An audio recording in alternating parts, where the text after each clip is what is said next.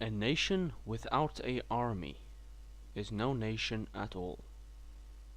What does this mean? It means that without something unifying, something vividly powerful that the nation or the tribe or the religion possesses, there can be no unity, and the collapse will be certain. However, the time frame will be of discussion. An army is something that proves that the nation, the tribe, the unit, the group has something that is powerful enough to keep predators away. And so it's a very important element in unifying and keeping stability within said nation.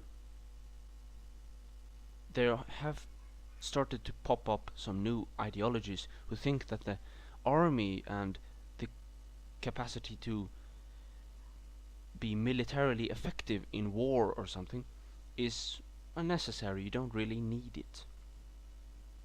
Let me tell you in very, very plain English, these people are wrong.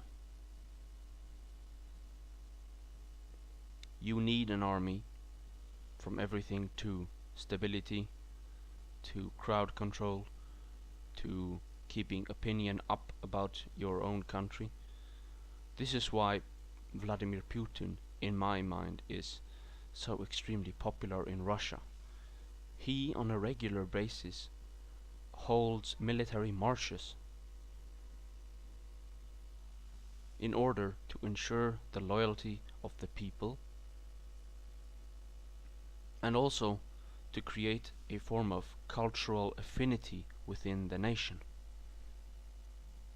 Again, this is a way to view the military that is not entirely negative, and I think that such a voice is needed in this day and age, particularly in the Western world, where we have feminist ideology and other bullshit, no offense, saying that the military is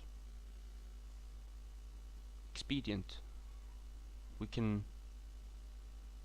It's too expensive, it's not necessary for our survival.